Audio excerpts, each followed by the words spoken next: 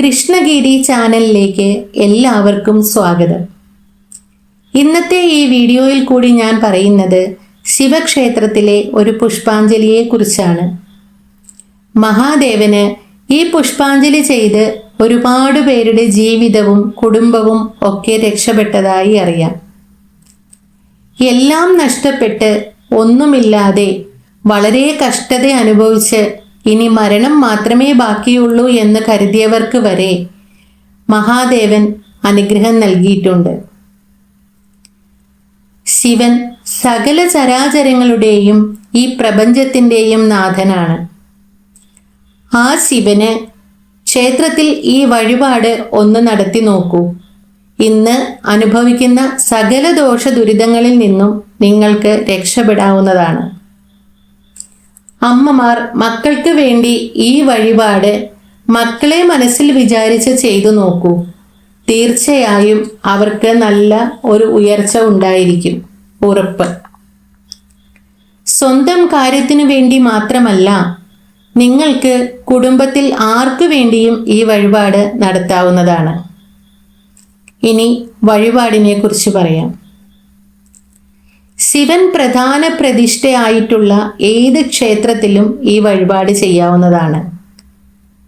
3 ദിവസം അടുപ്പിച്ച് വേണം ഇത് ചെയ്യാൻ.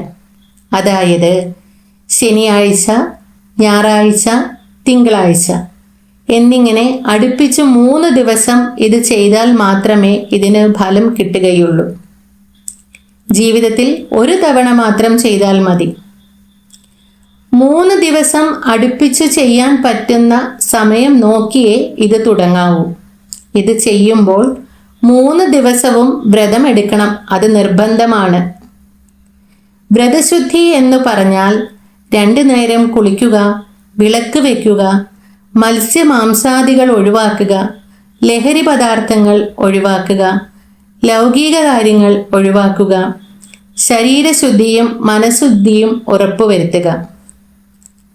ഇനി ആദ്യത്തെ ദിവസം ശനിയാഴ്ച അമ്പലത്തിൽ പോകുമ്പോൾ ഒരു നാളികേരം വാങ്ങി ആ അമ്പലത്തിലെ ഗണപതി നടയിൽ ഭഗവാൻ സമർപ്പിക്കുക. ഈ നാളികേരം അവിടെ ഉടച്ച ശേഷം മാത്രമേ ഈ വഴിപാട് തുടങ്ങാവൂ.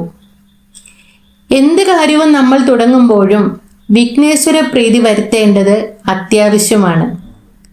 12 തവണ ഏത്തമിട്ട് ഗം ഗണപതയേ നമ എന്ന് ആ നടയിൽ നിന്ന് ജപിക്കുക.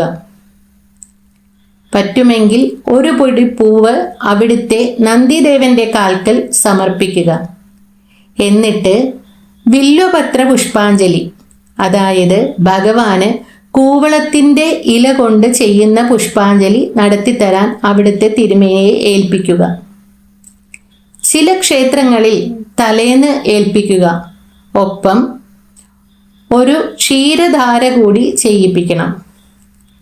ഇത് രണ്ടും വലിയ ചിലവില്ലാത്ത ഒരു വഴിപാടാണ്. ഇതാണ് 1ാമത്തെ ദിവസത്തെ വഴിപാട്.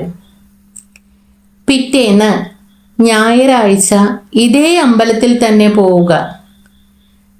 വില്വപത്ര പുഷ്പാഞ്ജലിയും ഒപ്പം ഇളനീർ ധാരയും കൂടി നടത്തുക. തലേ ദിവസം നിങ്ങൾ പോയപ്പോൾ പിറ്റേന്നത്തേക്ക് വേണമെങ്കിൽ നിങ്ങൾക്ക് ചീട്ടാക്കാവുന്നതാണ്. അന്ന് ഗണപതി ഭഗവാന്റെ മുന്നിൽ പോയി തൊഴുത് പ്രാർത്ഥിച്ചാൽ മതി.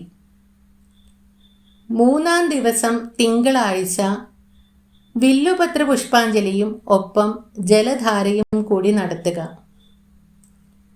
ഈ 3 ദിവസം കൊണ്ട് ഭഗവാന് 3 ധാരയാണ് നടന്നത്. ഭഗവാന്റെ ഏറ്റവും പ്രിയപ്പെട്ട വില്വപത്രം, കൂവളത്തിൻ്റെ ഇല കൊണ്ടുള്ള പുഷ്പാഞ്ജലി.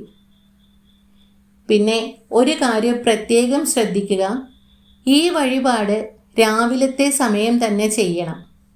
ഈ 3 ദിവസവും നിങ്ങളുടെ ആഗ്രഹം ഭഗവാന്റെ മുന്നിൽ നിന്ന് പറഞ്ഞ് വീട്ടിലേക്ക് മടങ്ങുക. മടങ്ങുന്നതിന് മുമ്പായി അവിടെ ഇരുന്ന് അല്പനേരം ഭഗവാന്റെ പഞ്ചാക്ഷരി മന്ത്രം ഒരു 20 മിനിറ്റ് ജപിക്കുക. ഒപ്പം 2 നേരവും വീട്ടിൽ വിളക്ക് കത്തിക്കാൻ മറക്കരുത്. എല്ലാവർക്കും മഹാദേവന്റെ എല്ലാ അനുഗ്രഹങ്ങളും ഉണ്ടാകട്ടെ എന്ന് പ്രാർത്ഥിച്ചുകൊണ്ട് ശംഭോ മഹാദേവ.